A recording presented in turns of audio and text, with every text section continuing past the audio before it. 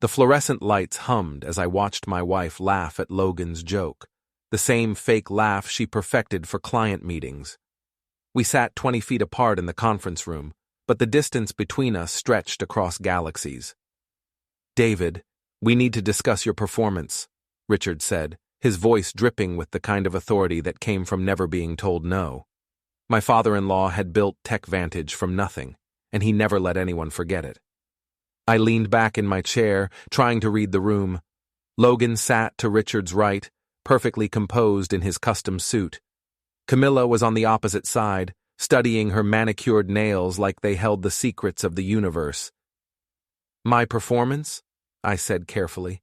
"The encryption protocol I designed is saving this company $3 million annually in security costs." "Past tense," Logan interjected, smoothing his $500 tie. "We've decided to restructure the engineering department. Your position is being eliminated."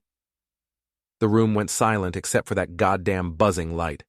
I felt my stomach drop, that weightless sensation you get right before a car crash. "Eliminated," I repeated, tasting the word like poison. "That's an interesting choice of words." Richard cleared his throat. "David, this isn't personal. The company is moving in a new direction, and we need to make difficult decisions about resource allocation." "Resource allocation," I said. "Is that what we're calling it?" Camilla finally looked at me, and her eyes were ice. Cold, distant, like she was looking at a stranger. That's when I knew. This wasn't just corporate house cleaning. This was personal. This was calculated. This was a hit. "Your severance package is generous," Richard continued, sliding a folder across the mahogany table. The folder was thin, too thin for 6 years of loyalty. 2 weeks' pay. We'll need your badge and laptop immediately." 2 weeks? I've been here 6 years. I've built half the infrastructure you're running on.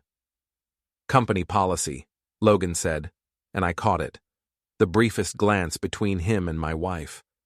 A moment of shared conspiracy that lasted maybe half a second, but I saw it clear as daylight. A look that said everything I needed to know about what had been happening behind my back. My hands clenched under the table. I wanted to flip the table, wanted to grab Logan by his expensive tie and demand the truth. But I kept my face neutral, kept my voice steady. "Camilla," I said quietly, "you're really going to sit there and say nothing?" She met my gaze, and for a moment, just a flash, I saw guilt flicker across her features. Then it was gone, replaced by that corporate mask she wore so well. "This is business, David. Don't make it personal. Don't make it personal." My wife, my partner of 8 years, the woman who'd promised to stand beside me through everything, watched them destroy my career and told me not to make it personal. Something inside me, something that had been cracking for months, finally broke clean through. "Fine," I said, standing slowly. I pulled my badge from my pocket, set it on the table with a soft click that seemed to echo in the silence. "I'll clean out my desk." "Security will escort you," Richard said, not quite meeting my eyes. Of course they would. Can't have the disgraced employee stealing office supplies or setting the building on fire. Got to maintain appearances. Jake, the security guard who'd always called me Mr. Chen and asked about my weekend plans, now avoided my gaze as he followed me to my cubicle. His discomfort was almost worse than the firing itself. This good man forced to treat me like a criminal. I packed 6 years of my life into a cardboard box. A cactus Camilla gave me on our 2nd anniversary, commendation plaques from projects that had saved the company millions, a photo of us at Big Sur that now seemed like evidence from someone else's life. The happy couple in that picture were strangers to me now. "I'm sorry, man," Jake whispered as we waited for the elevator. "This is bullshit." "It's fine," I lied. "Thanks for making this less awful than it could have been." As Jake walked me through the lobby, I glanced back at the conference room. Through the glass walls, I saw Logan's hand on Camilla's lower back, saw her lean into him with easy familiarity, saw them share something that looked dangerously close to a high five. They were celebrating my destruction. The elevator doors closed on that scene, and something inside me closed with them. The old David, the one who believed in fairness and playing by the rules and trusting the people you loved, died in that elevator. What emerged in the parking lot was something colder. The apartment Camilla and I shared suddenly felt like a museum dedicated to our failures. Every surface held artifacts of better days, vacation photos from when we still laughed together, wedding gifts from people who'd believed in us, promises that had expired without either of us noticing. I sat on the couch for hours, just staring at the walls, trying to process what had happened. The shame of being walked out like a criminal, the betrayal of watching my wife participate in my humiliation, the rage that built slowly, like water reaching a boil. She came home late. She always came home late now, but I'd never questioned it, trusted her. What a joke that had been. Tonight she walked in at 11:30, and everything about her screamed guilt. Her blouse was slightly wrinkled, her lipstick faded, her hair just a little too messy to be from a normal work day.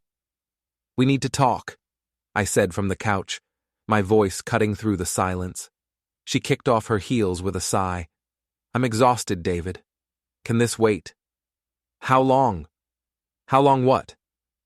But her face had already gone pale. She knew exactly what I was asking. "Don't insult me more than you already have. How long have you been Logan?" The words hung in the air like smoke. She stood frozen by the door, one hand still on the doorknob like she was considering running. "David, How long?" Her shoulders sagged. 3 months, she said quietly, and at least she had the decency not to lie anymore. 3 months. While I'd been working 16-hour days to finish the security overhaul, while I'd been skipping meals and losing sleep to make sure the company stayed protected, she'd been working Logan, probably in his office, maybe even in our bed. "Did your father know?" I asked, my voice eerily calm. "What? No, God, David, this has nothing to do with bullshit." I stood up and she actually flinched. "You orchestrated this. You and Logan wanted me gone, so you convinced Daddy Dearest to fire me. Was it the prenup? You needed me out of the company before filing for divorce so you could claim I had no stake in your family business?" She stared at me like I'd slapped her. "You think I'm that calculating? I think you just proved it. 3 months you've been lying to my face. 3 months you've been planning this. The affair, the firing, probably the divorce papers you've already got drafted.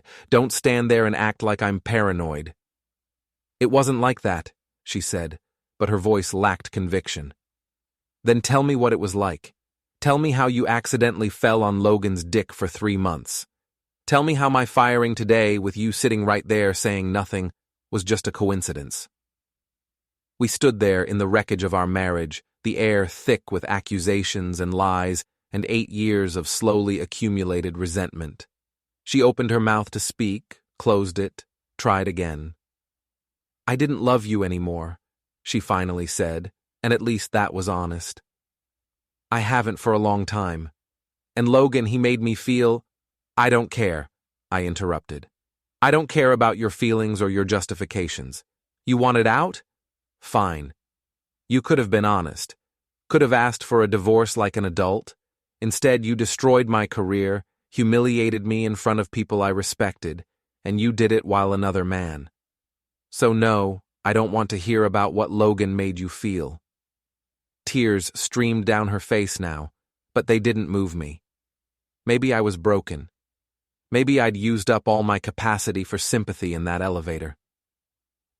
"I'll stay at my father's place tonight," she said quietly. "Don't bother. I'm leaving." I grabbed my keys, my wallet, and the few things I actually gave a damn about. Behind me, I heard her say something, but the door closed on whatever apology or excuse she'd prepared. I didn't want to hear it. Didn't want to give her the satisfaction of thinking words could fix what she'd done. I checked into a motel on the outskirts of town, the kind of place where the neon sign flickered vacancy and nobody asked questions. The room smelled like cigarettes and industrial cleaner, and the bed sagged in the middle, but it was mine. No memories here. No ghosts of happier times. My phone buzzed constantly. Camilla, Richard, even Logan, which took some goddamn audacity. I ignored them all and opened my laptop. 6 years at TechVantage had taught me something valuable. Information was power, and I'd collected a lot of information. System admin passwords that Richard insisted on keeping simple for accessibility. Logan's tendency to access company files from his personal devices because he was too lazy to stay in the office. Camilla's complete lack of understanding about digital security, despite running the marketing department. They'd handed me the keys to their destruction and never realized it. I wasn't angry anymore. Anger was hot and messy and stupid. This was something colder, sharper, cleaner. This was calculation. This was strategy. This was war, and they'd fired the first shot without realizing I knew how to shoot back. I started with Logan because he was the weakest link. Arrogant men always are. A few keystrokes showed me his company email, helpfully set to auto-forward to his personal account for convenience. His password was TechV224, creative genius at work. Inside, I found a treasure trove. Emails discussing vendor kickbacks, inflated expense reports, personal charges on company cards for everything from fancy dinners to weekend trips. But the real gold was buried deeper, hidden in folders he thought were secure. Logan had been skimming.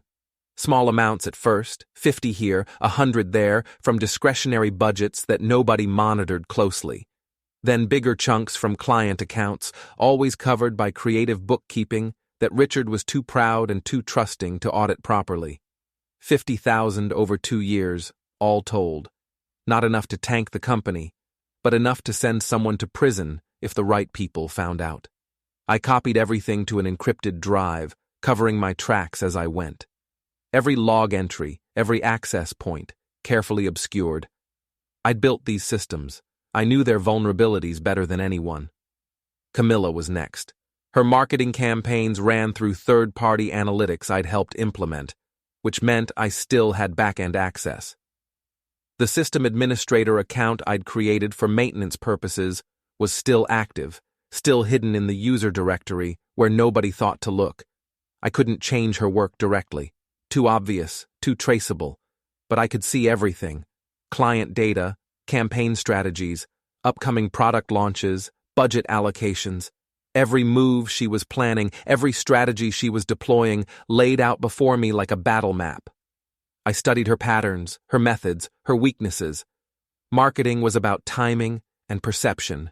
Screw with either one, and even the best campaigns crumbled. Then I started making calls. Travis was my first target, not because he was important, but because he was connected. We'd worked together briefly before he moved to a competing firm, and he owed me a favor from when I'd fixed a catastrophic server failure at 2 a.m. that would have cost him his job and probably his career. David, Jesus, I heard about TechVantage. That's rough, man. Richard's an idiot for letting you go. It's temporary, I said, which was true enough from a certain perspective. Listen, I've got information about some irregularities in their finance department. Thought your executive team might be interested. What kind of irregularities? His voice shifted from sympathetic to interested. Business was business. The kind that could save your company millions if you knew which of their bids were artificially inflated, hypothetically speaking. Silence on the line, then. I'm listening. I fed Travis just enough about Logan's vendor schemes to make TechVantage's next 3 contract bids uncompetitive. Not illegal, just giving a friend insight into market rates and standard practices. The kind of insider information that happened every day in corporate America. The kind that nobody could prove and nobody would prosecute. You're sure about this? Travis asked. I built their systems. I know where every dollar goes. 2 weeks later, TechVantage lost a $4 million contract they'd considered guaranteed. Travis's company underbid them by exactly 8%, enough to win, not enough to look suspicious. Richard sent a company-wide email about increased competition, and tightening our operations. I read it from my motel room and smiled. Next came Camilla's digital marketing campaigns. She was launching a major social media push for TechVantage's new cloud security platform, the one I'd actually designed, ironically. Her strategy relied on targeted ads across specific demographic segments I knew intimately, because I'd helped develop the customer profiles. I created competitor accounts, flooded her target markets with similar-looking ads at lower prices, and watched her conversion rates plummet. Nothing illegal, just capitalism in action, just better targeting, better timing, better execution. The beauty of it was that she'd never know why her campaign failed. She'd blame the market, the messaging, the product. She'd second-guess every decision. Richard would question her competence. The doubt would eat at her like acid. By week 3, her campaign was bleeding money with minimal results.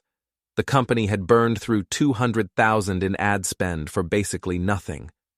I imagined the conversations she was having with Richard, the pressure building, the doubts creeping in.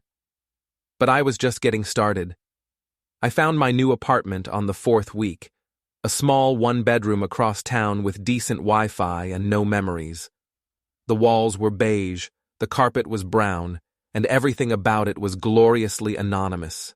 No history, no ghosts. Just a space where I could plan my next moves.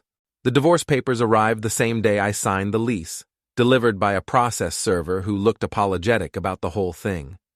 Camilla wanted the house, the car, and half my 401k, despite the prenup that supposedly protected it. Her lawyer had drafted a document that painted me as unstable, potentially dangerous, emotionally abusive. The lies stacked up like cordwood. I'd been controlling. I'd isolated her from friends. I'd monitored her phone. All fiction, all carefully constructed to make her the victim and me the villain. Her lawyer was expensive, one of those downtown sharks who specialized in taking men for everything they had. Mine was better. Sarah Chen was a bulldog in a pantsuit, and she'd built her career on destroying people who tried to rewrite history. "She's claiming emotional distress," Sarah said, reviewing the documents in her office. "Says your behavior after the termination was erratic and threatening." I never threatened anyone. She's building a narrative. Judge might believe it, especially if she cries on the stand. Wronged wife, heartless husband, tale as old as time. Then we'll build a better narrative. Sarah smiled. It wasn't a nice smile. "Now you're thinking like a winner. Tell me everything." I spent the next week documenting everything. The affair, the coordinated firing, Logan's financial irregularities. Not to file charges, that would have been too direct, too obvious, but to have ammunition if needed, evidence, proof, the truth, which was a weapon sharper than any lie. Meanwhile, TechVantage continued bleeding. A tech blog published an article questioning their security claims, citing anonymous sources who raised concerns about their encryption protocols and data handling procedures. The article was careful, well-researched, and damaging. I had no idea who wrote it. Absolutely no idea at all. Their stock dropped 8% in one day. Richard called an emergency board meeting. According to Jake, who'd stayed friendly despite the awkward escort out, Richard had blamed market conditions, competitor interference, and internal sabotage. "He's paranoid now," Jake told me over beers at a dive bar on the edge of town. "Got IT doing security audits, checking access logs, looking for anything suspicious." "Will they find anything?" I asked carefully, keeping my voice neutral. "Not unless you were stupid about it. Were you stupid about it?" "What do you think?" Jake laughed. "I think they sleep with the wrong guy. I think Richard's going to spend a fortune chasing ghosts while his company burns down around him. And I think part of me is going to enjoy watching it happen." "You should probably keep that opinion to yourself. You still work there." "Not for long. Place is sinking fast. I've got applications out." I hadn't been stupid. Every access point I'd used was either legitimate or untraceable. Every piece of information I'd shared was technically public or properly anonymized. I was a ghost, watching their world crumble from the outside, and they couldn't see me no matter how hard they looked. but ghosts can still throw punches. And I wasn't done punching yet. Logan made a mistake in week 6. He posted on social media about a weekend trip to Napa with Camilla, expensive restaurants, wine tastings, romantic sunset photos, the kind of thing that screamed, "I'm rich and careless, and my life is perfect." It also violated the company's ethics policy about executive relationships and public disclosure. TechVantage had rules about this sort of thing, buried in the employee handbook that nobody read until it was too late. I sent the screenshots to TechVantage's HR department from a burner email, along with timestamps showing the relationship had started while I was still employed. Not a formal complaint, just concerned information from an anonymous employee who values the company's integrity. HR had to investigate. Company policy, legal liability, all the bureaucratic machinery that protected corporations from lawsuits ground into motion. The investigation didn't find grounds for termination. Richard protected his own, and Logan was too valuable to lose. But it did create friction. Logan got a formal reprimand that went in his permanent file. Worse, it put stress on his relationship with Camilla, who hadn't expected their affair to become official company business. She'd wanted romance and excitement. She got HR meetings and awkward questions about timeline and disclosure. I watched from the outside as their perfect romance developed cracks.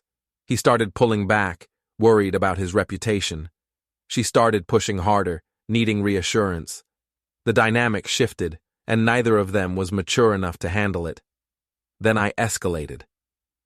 TechVantage's biggest client was Pinnacle Financial Services, a major player that valued discretion above all else.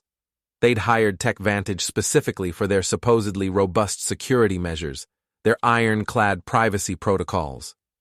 Their business depended on trust.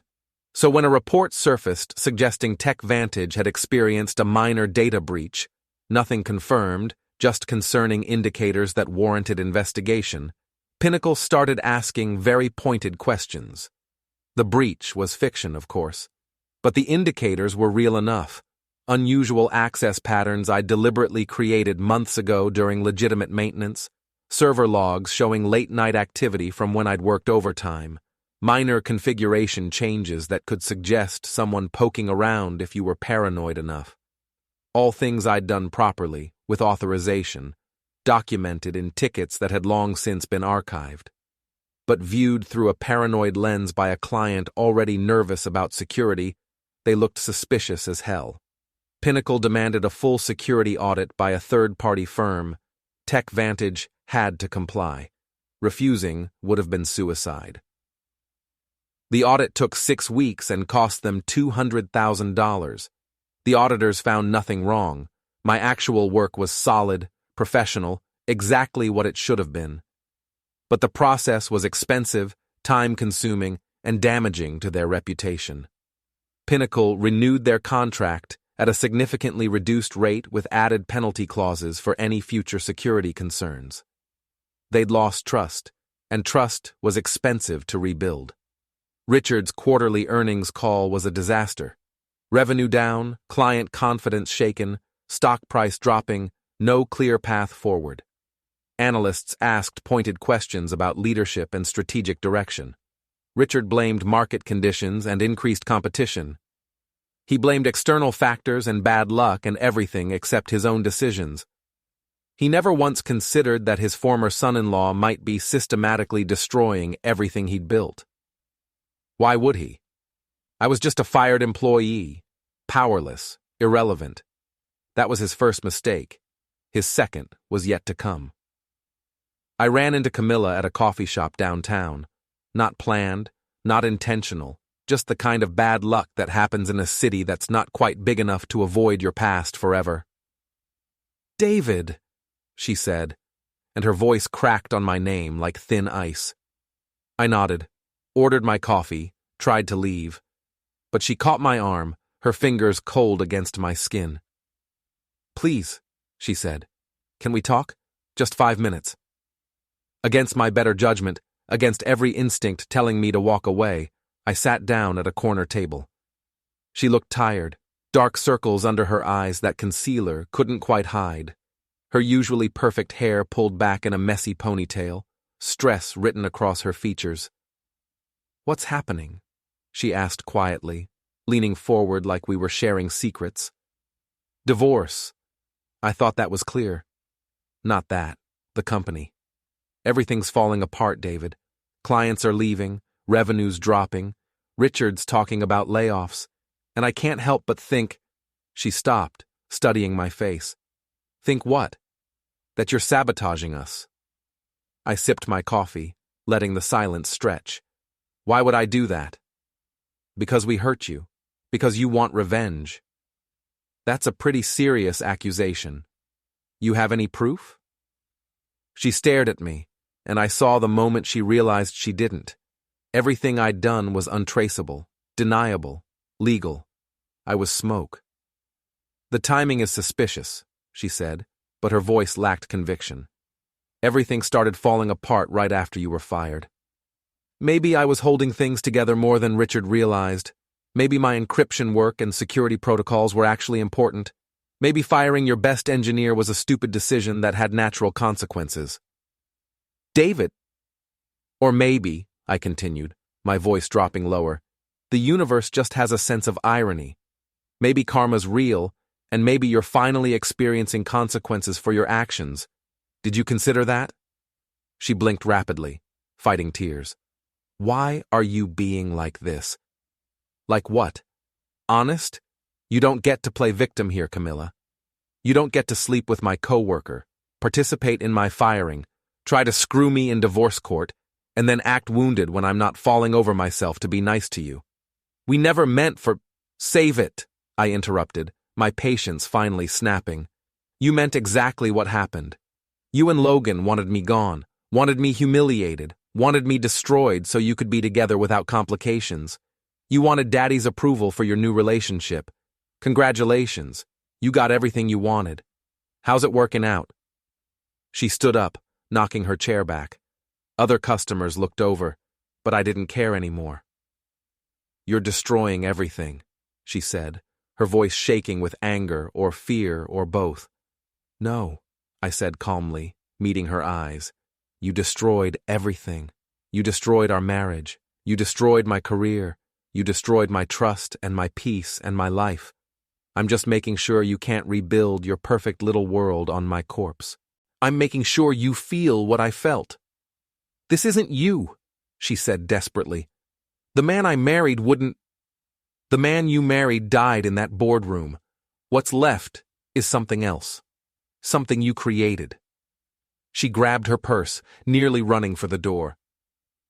I sat there, finished my coffee, and watched through the window as she stood on the sidewalk, crying into her phone. Probably calling Logan. Probably looking for comfort from the man who'd helped destroy us. I left a tip and walked out the other direction. No guilt, no regret, just cold satisfaction that she finally understood what she'd unleashed. TechVantage's problems multiplied like cancer cells, each one spawning new complications that Richard couldn't contain. Another client defected, citing concerns about stability and leadership. A key engineer quit, posting a Glassdoor review that mentioned toxic leadership, questionable ethics, and favoritism over competence. I had nothing to do with that one. Sometimes karma needed no help, and sometimes people just got tired of working for assholes. But I did have something to do with Logan's next crisis. The SEC received an anonymous tip about possible securities fraud at TechVantage, specifically about an executive who'd been trading on insider information. The tip included dates, transaction amounts, and suspicious patterns in Logan's personal trading account that warranted investigation. Was it insider trading? Technically, no. Logan had just been spectacularly lucky with his timing, selling significant TechVantage stock weeks before their earnings dropped. Lucky enough that it looked suspicious. Lucky enough that the SEC had to investigate. The tip was carefully crafted, professionally presented, and completely anonymous. It raised questions without making accusations, suggested patterns without claiming proof. It was a masterpiece of plausible deniability. The SEC investigation found nothing criminal. I'd been careful to only suggest impropriety, not create false evidence or manufacture charges. But the investigation itself was damaging. Logan had to hire lawyers at $300 an hour. He had to explain his trades to investigators. He had to watch his reputation crumble under scrutiny while colleagues whispered in hallways. Richard started distancing himself from Logan. Office politics being what they were, that distance grew into a canyon. Logan was toxic now, a liability, someone who brought problems instead of solutions. The affair with Camilla became an open secret. People talked. People judged. The daughter of the CEO sleeping with a guy under investigation. It was soap opera material, and everyone loved a good scandal. Camilla was caught in the middle, loyal to both her father and her lover, pleasing neither. Richard blamed her for bringing Logan into his inner circle, for vouching for him, for creating this mess. Logan blamed her for not warning him about me, for underestimating the threat I posed. She'd wanted them both. Now she had neither. I watched it all from my modest apartment, tracking the destruction through industry newsletters, social media, and occasional updates from Jake, who'd left Tech Vantage for a better job and had no loyalty left to protect. "It's a shit show," he told me over drinks. "Richard's having daily meltdowns. Logan's barely showing up. Camilla looks like she hasn't slept in weeks. The whole place is imploding." "Sounds rough," I said, completely neutral. "Sounds like justice," Jake corrected. "Sounds like they're getting exactly what they deserve." I'd become the author of their downfall, writing their tragedy one careful keystroke at a time. Every move calculated, every action untraceable, every consequence their own damn fault for underestimating me. But I wasn't done yet. I wanted more than their professional destruction. I wanted them humiliated. I wanted them exposed. I wanted everyone who'd watched me get escorted out with a box of my belongings to see who actually deserved that walk of shame. I wanted the whole world to know what they'd done.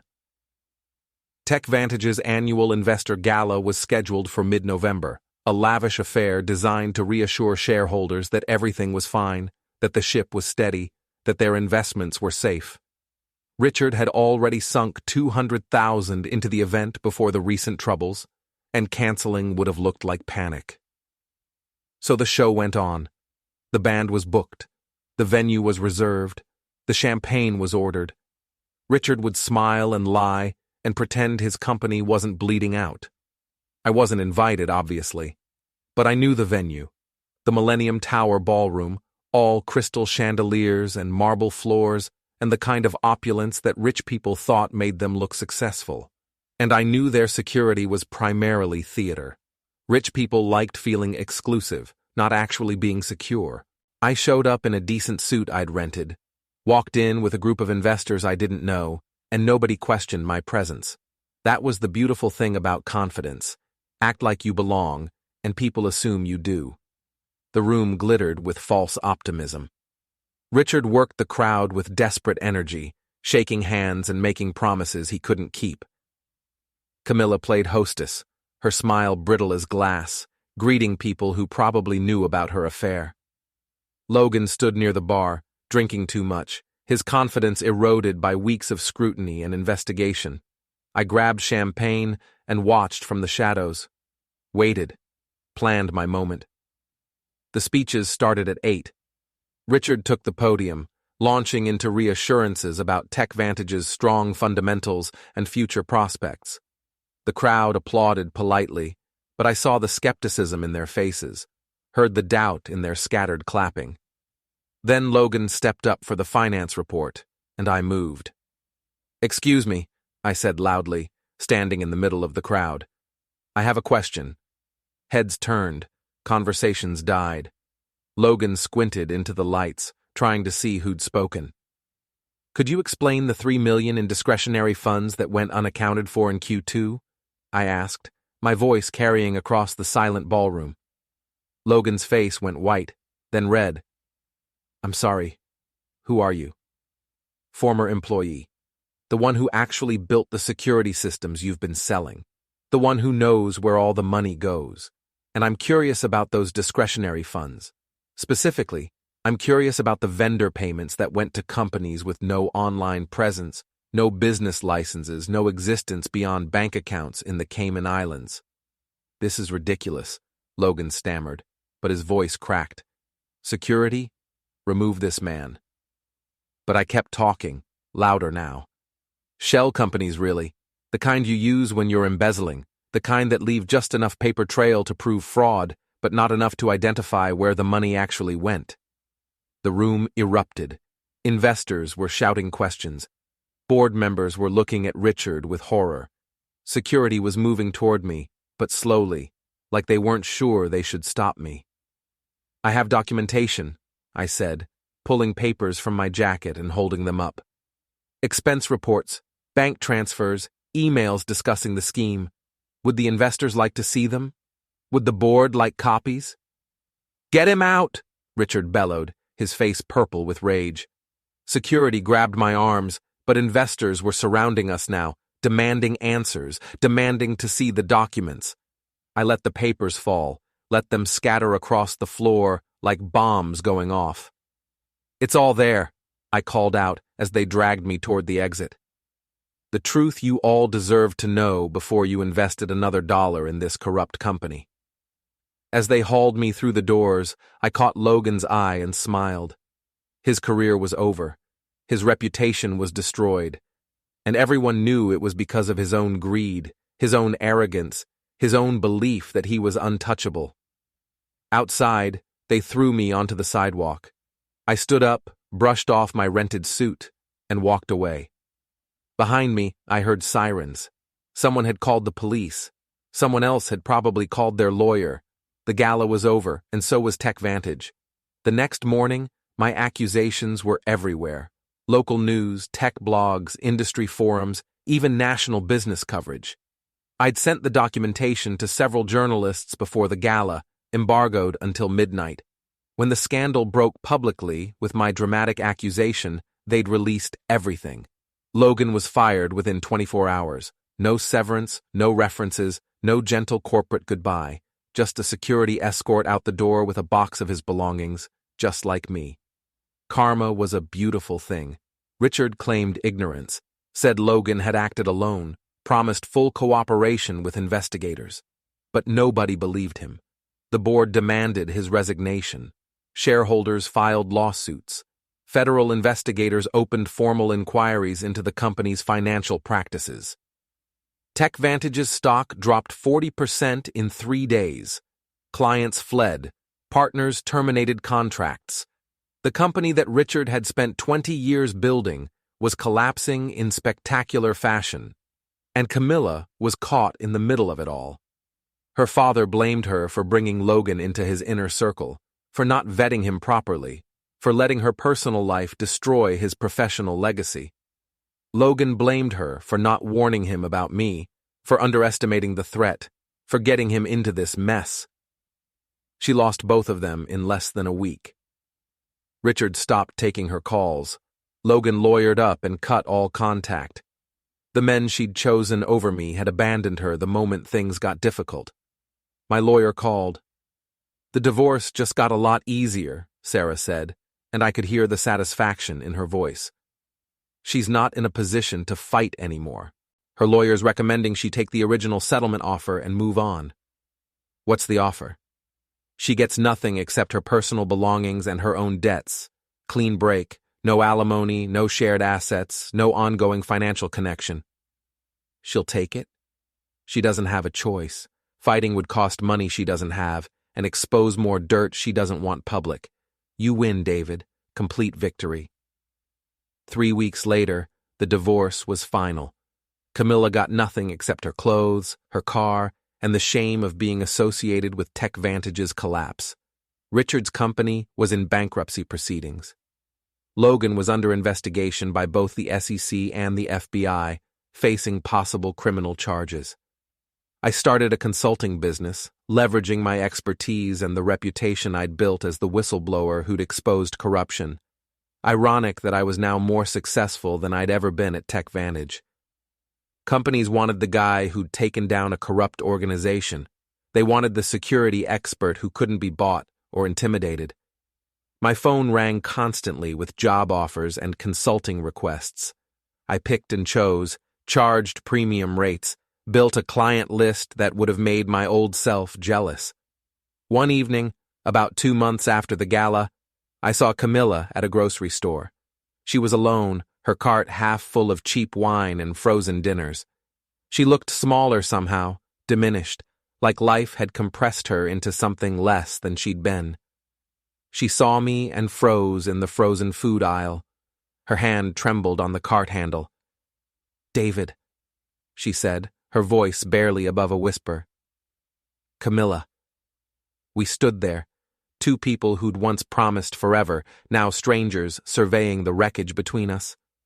The fluorescent lights buzzed overhead, casting harsh shadows across her face. She looked older, worn down by stress and consequences. "I never meant for things to go this far," she said quietly, like that mattered now. "You meant to betray me. You meant to destroy my career. You meant to humiliate me in front of people I respected. You just didn't mean for me to fight back. You didn't think I had it in me." "Are you happy now?" she asked, and tears started streaming down her face, mascara running in dark lines. "Is this what you wanted? My father's company is gone. Logan's facing prison. I lost my job, my reputation, everything. Are you satisfied?" I thought about it honestly, really examined what I was feeling. Was I happy? Not really. Revenge didn't bring joy, just a cold satisfaction that accounts had been balanced, that justice had been served in some twisted way. "I wanted you to understand what you took from me," I said finally, keeping my voice level. "I wanted you to feel powerless and humiliated and discarded. I wanted you to know what it's like when the people you trust destroy everything you've built. So yeah, I guess I got what I wanted." She nodded slowly, wiping her eyes with the back of her hand. "I'm sorry," she whispered. "For all of it. For the affair, for the firing, for everything. I was selfish and stupid and cruel, and I'm sorry." "Me too," I said, and I meant it. Sorry that our marriage had ended like this. Sorry that love had turned to hate. Sorry that we'd both become people capable of such destruction. But mostly I was sorry that her apology meant nothing, that some things, once broken, couldn't be fixed with words. "What happens now?" she asked. "Where do we go from here?" "We don't go anywhere. There is no we anymore. You go your way, I go mine, and maybe in 10 years we can look back on this without wanting to vomit." She flinched like I'd hit her. "That's it? That's all you have to say to me?" "What else is there? You want closure? Fine. We're closed. You want forgiveness? Work on that yourself. You want to pretend we can be civil? We just were. That's the best you're getting from me." I started to walk past her, then stopped. One last thing needed to be said. "You taught me something important," I told her, turning back. "You taught me that the people you love can hurt you worse than any enemy ever could. That trust is a weapon, and you used it to gut me. So thank you for that lesson. It's made me stronger, harder, more successful. Everything good in my life now exists because you forced me to become someone new. David." "Goodbye, Camila." I walked past her, paid for my groceries, and left. In my car, I sat for a moment, watching through the window as she stood alone in that aisle, still crying over her cart of sad dinners. The old David would have gone back inside, would have tried to comfort her, would have let forgiveness win because that's what good people did. But that David died in a boardroom 8 months ago, and what emerged from those ashes was something colder, something harder, something that understood the world in ways the old David never could. I drove home to my apartment, to my new life, to the cold satisfaction of a revenge perfectly executed. 6 months after the gala, I moved into a better apartment downtown. Not luxurious, but comfortable. A place that felt like mine, built from my own success rather than inherited or shared. The consulting business was thriving beyond my expectations. I had more work than I could handle, a waiting list of clients, and a reputation as someone who couldn't be fooled or bought. Richard's company officially filed for bankruptcy in March. The news barely registered for me anymore. It was old pain, old anger, old satisfaction. I'd moved past it the way you move past a scar. It was there, but it didn't hurt anymore. Logan took a plea deal to avoid trial. 5 years for wire fraud and embezzlement, though he'd probably serve 3 with good behavior. I saw his mugshot online and felt nothing. No triumph, no anger, just indifference. He was a problem solved, a chapter closed. Richard disappeared from public life entirely. No more industry conferences, no more leadership awards, no more interviews about his business philosophy. Just silence and shame, and a legacy destroyed by his own arrogance. And Camilla? I heard through Jake that she'd moved to Seattle, taken some low-level marketing job at a startup, started over with nothing. Part of me hoped she'd find peace eventually. The other part didn't care enough to hope for anything. My phone rang one afternoon in early April. Unknown number, but I answered anyway. "Is this David?" a woman's voice asked. Professional, confident. Speaking. "My name is Jennifer Rodriguez. I'm the CTO of Apex Technologies. We're looking for a head of security, someone who understands systems from the ground up and has the integrity to stand up to executive pressure. Your name keeps coming up." "I'm doing fine with consulting," I said, but I was intrigued despite myself. "We know. But we're offering equity, full creative control over security infrastructure, and a salary that would make consulting look like a side hustle. Plus, we're growing fast, and we need someone we can trust. Someone who's proven they can't be corrupted or intimidated." "Send me the details," I said. "I'll think about it." She did. The offer was extraordinary. More money than I'd ever made, more responsibility, more opportunity. A chance to build something new, something clean, something mine from the ground up. I accepted 3 days later. The irony wasn't lost on me. A year ago, I'd been fired from a mid-level engineering position, humiliated and destroyed. Now I was being courted by major companies, offered leadership roles, treated like an asset instead of a liability. Richard and Camilla and Logan had tried to end me. Instead, they'd forged me into something stronger. My first day at Apex Technologies was in May, exactly 1 year after the firing. I walked into that building with my head high, my reputation solid, my future bright. The CTO, Jennifer, gave me a tour and introduced me to the team. "David's going to be revolutionizing our security infrastructure," she told them. "He built the system that TechVantage ran on, and he's got more real-world experience with corporate security than anyone I've ever met." The team welcomed me like a hero. They'd all heard the story, the whistleblower who'd exposed corruption, the engineer who'd stood up to power. They didn't know the whole truth, but they knew enough. I spent the first month assessing their systems, identifying vulnerabilities, planning improvements. The work was challenging and engaging and pure in a way my old job never was. No politics, no betrayal, just clean problems with clean solutions. One afternoon in June, I got a LinkedIn message. Camilla's profile picture appeared in my notifications, and for a moment, I considered deleting it without reading. But curiosity won. "I saw you landed at Apex," she'd written. "Congratulations. You deserve it. I mean that. I hope you're doing well. I hope you found peace. I'm working on finding mine. Take care of yourself, David." I stared at the message for a long time. Part of me wanted to respond with something cutting, something that would hurt her one last time. But that part was smaller now, quieter, less interested in fighting battles that were already won. Instead, I just deleted the message and blocked her profile. Not out of anger, but out of recognition that some doors, once closed, should stay closed. She was my past. This, Apex, my career, my new life, was my future.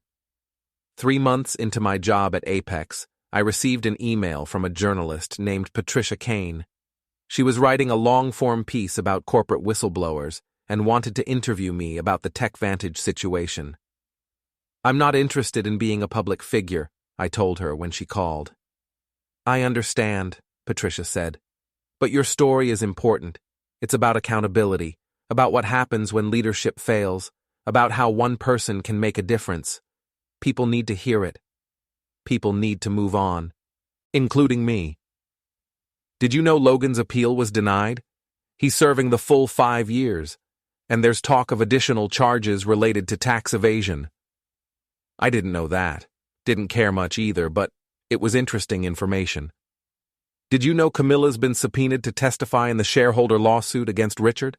Patricia continued. She might have to detail her knowledge of the financial irregularities.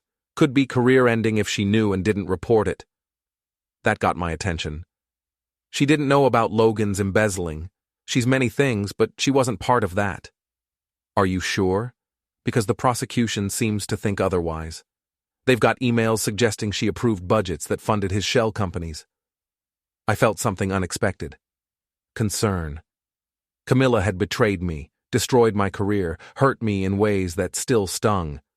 But she didn't deserve prison for Logan's crimes. Send me what you have, I said. The emails, the evidence, whatever you've got. Why? I thought you'd want her to suffer. I did. She has. Enough is enough. Patricia sent the files that evening. I spent hours reviewing them, cross-referencing timestamps and approvals and authorization chains. The prosecution's case was built on circumstantial connections and convenient interpretations. But I'd built those systems.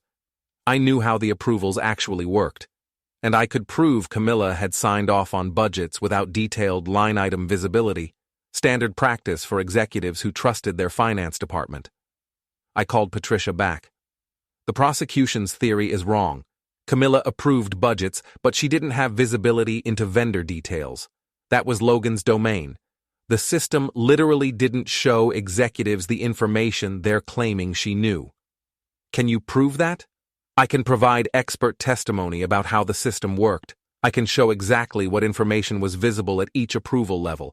I can demonstrate that holding her responsible for Logan's fraud is like blaming someone for not seeing through a wall. You'd testify on her behalf? After everything? I'd testify for the truth. What she did to me was wrong, but it wasn't criminal. She doesn't deserve prison because she was stupid enough to trust the wrong man.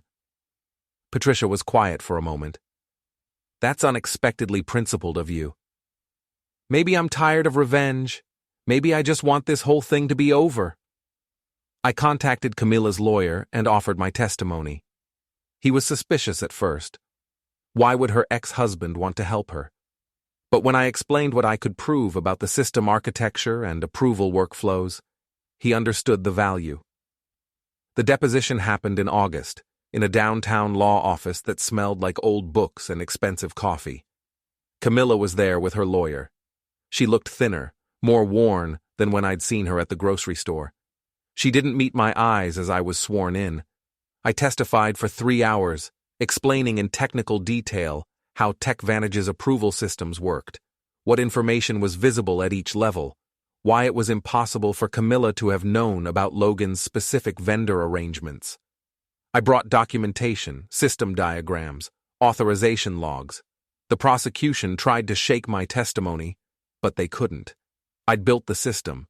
I knew it better than anyone, and I was telling the truth. After the deposition, Camilla's lawyer cornered me in the hallway. "Why are you doing this?" he asked. "You don't owe her anything." "I'm not doing it for her. I'm doing it because the truth matters. Logan committed fraud. Richard enabled it through negligence. Camilla was just guilty of bad judgment in her personal life. Those aren't the same things." Camilla appeared behind her lawyer, her eyes red. "David, Don't," I said. "Don't thank me. Don't apologize again. Don't make this more than it is. I told the truth. That's all." "Still," she said quietly, "it matters." I nodded and walked away. 2 weeks later, the prosecution dropped the charges against Camilla. Insufficient evidence, they said, though everyone knew it was because my testimony had destroyed their case. She was free, broke, unemployed, and permanently damaged by association, but free. I felt nothing about it. No satisfaction, no regret, just the quiet knowledge that I'd done the right thing even when it didn't benefit me. Maybe that was growth. Maybe that was healing. Maybe that was just who I'd become. Epilogue. The end. A year and a half after the firing, I attended a tech industry conference in San Francisco. Apex had sent me to speak on a panel about cybersecurity and corporate ethics. Ironic, considering how I'd learned those lessons. The panel went well.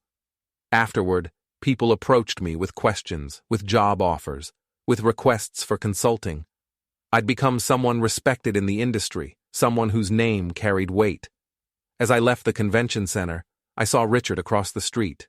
He'd aged badly, gray hair, stooped shoulders, the defeated posture of a man who'd lost everything. He didn't see me, just shuffled past with a bag of groceries, anonymous and broken. I felt no triumph, no satisfaction, just a distant sadness for what might have been if people had made better choices. That night, back in my hotel room, I thought about the past year and a half. The anger, the revenge, the destruction I'd caused, and the destruction I'd prevented. The man I'd been, and the man I'd become. The old David died in that boardroom, that was true. But what emerged wasn't just colder and harder. It was also wiser, more careful, more aware of consequences. I'd learned that revenge was satisfying, but empty. That justice was important, but complicated. That sometimes the right thing to do was help the person who'd hurt you, not because they deserved it, but because you were better than your worst impulses. I'd gotten my revenge. I'd destroyed the people who'd destroyed me, and then I'd moved past it, built something new, became someone better. That was the real victory. Not their suffering, but my survival and growth. My phone buzzed. A text from Jennifer at Apex. Great panel today. Board wants to discuss making you VP of Security. Interested? I smiled and typed back, very interested. The past was finished. Richard was broken, Logan was in prison, Camilla was starting over from nothing, and I was thriving, successful, moving forward into a future I'd built from the ashes of everything they'd tried to take from me. They'd taught me that business wasn't personal. I'd taught them they were wrong. But more importantly, I taught myself that surviving wasn't enough. You had to grow beyond the damage, had to become more than your trauma, had to build something beautiful from the ruins. I'd done that. I was still doing it, and I'd keep doing it for the rest of my life. Not because I was better than them, though maybe I was. Not because I'd won, though I had, but because moving forward was the only real revenge. Living well was the only real victory, and becoming someone you could respect was the only thing that mattered in the end. I closed my laptop, looked out at the San Francisco skyline, and felt something I hadn't felt in 2 years. Contentment. The war was over. I'd won. And now I could finally rest. The promotion to VP of Security came through in October, almost 2 years after the firing that had started everything. The salary was absurd, triple what I'd made at TechVantage, and the responsibilities were exactly what I wanted, building security infrastructure for a company that actually valued it. But success had a strange way of feeling hollow sometimes.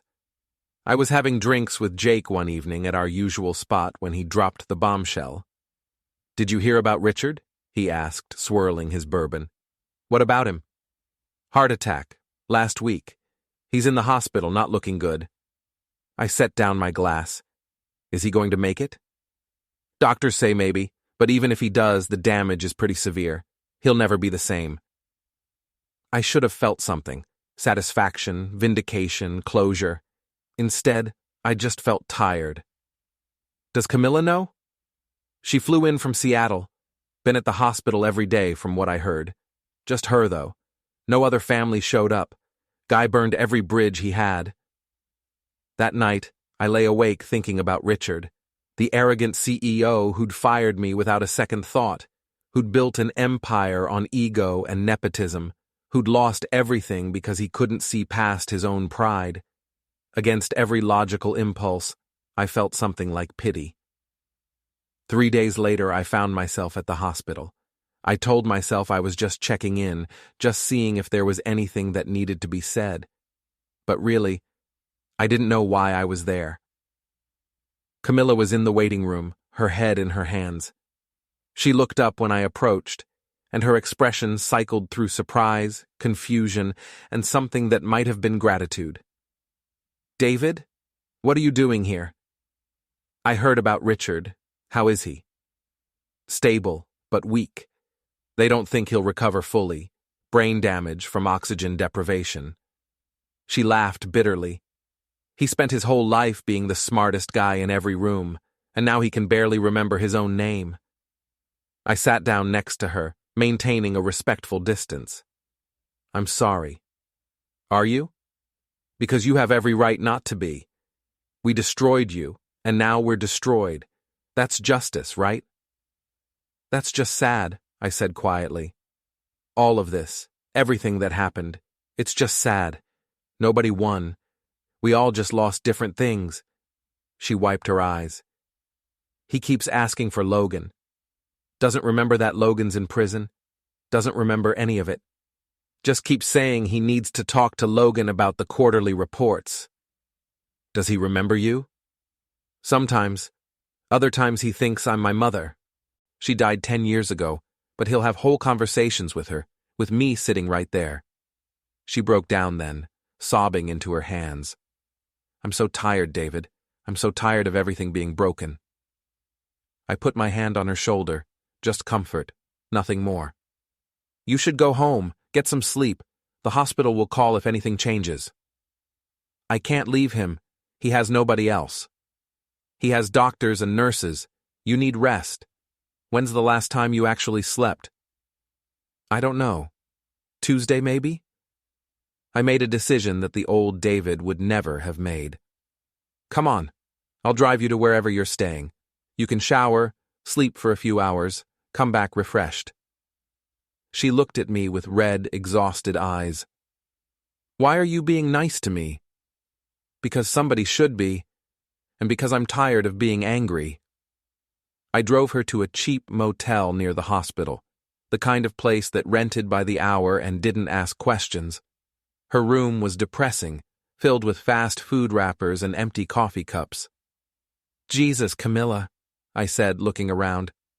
"I know, it's pathetic. Add it to the list. When did you last eat something that wasn't from a vending machine?" "I don't remember." I ordered food from a decent restaurant nearby, real food, the kind with vegetables and protein. While we waited for delivery, she showered. When she emerged, looking slightly more human, the food had arrived. We ate in silence for a while. Then she said, "I've been going to therapy, twice a week, trying to figure out how I became the kind of person who could do what I did." "And what have you figured out?" "That I was scared of disappointing my father, that I was desperate for validation, that I mistook excitement for love and convenience for compatibility, that I hurt you because it was easier than being honest with myself about what I really wanted." "Which was what?" "I don't know. That's the problem. I wanted everything and nothing. I wanted security, but also passion. I wanted my father's approval, but also independence. I wanted you to be something you weren't, and when you couldn't be that, I blamed you instead of admitting I was the problem." I finished my food, processing her words. "You know what's funny? I spent months plotting revenge, destroying everything you cared about, watching you suffer. And now that I'm here, now that you're broken down and honest, I don't feel anything except tired." "Disappointed that revenge didn't fix you?" "Something like that." She smiled sadly. "My therapist says that hurt people, that we were both just acting out our own trauma and insecurity, that none of it was really about logic or reason. It was all just pain looking for a target." "Your therapist sounds expensive." "She is. Worth every penny, though. Only thing keeping me sane." We talked for another hour. Really talked. The way we hadn't in years. about therapy and healing and regret, about the people we'd been and the people we were becoming, about Richard's illness and Logan's prison sentence and the ruins of everything we'd once cared about. Finally, she yawned. I should sleep. Thank you for this, for the food, for listening. You didn't have to. I know. At the door, she stopped. David? For what it's worth, I'm proud of you. Proud of what you've built, who you've become. You deserved better than what we gave you, and I'm glad you found it anyway. For what it's worth, I hope you find it too, whatever it is you're looking for. I left her there and drove home, feeling something shift inside me. Not forgiveness exactly, but something close to it. Maybe understanding, maybe just acceptance that we were all just flawed people doing our best and failing more often than not. Richard died 2 weeks later, peaceful, in his sleep, alone in his hospital room. Camilla called to tell me, her voice flat with exhaustion and grief. The funeral's on Saturday. I don't expect you to come, but I wanted you to know. Do you want me there? Long silence. I don't know. Would it be weird? Probably. But a lot of weird things have happened in the past 2 years. What's one more? She laughed, but it sounded like crying. He left everything to me. The bankruptcy court took most of it, but there's a little left. Not much, but something. He wrote me a letter too. What did it say? That he was sorry. That he'd been a terrible father, terrible boss, terrible person. That he'd let pride destroy everything good in his life. That he hoped I'd learn from his mistakes. She paused. He mentioned you, actually. What about me? He said you were right to do what you did. That someone needed to hold him accountable, and he was glad it was someone smart enough to actually succeed. He said he respected you more than anyone he'd ever worked with, and that firing you was the biggest mistake of his life. I didn't know what to say to that. He was a complicated man.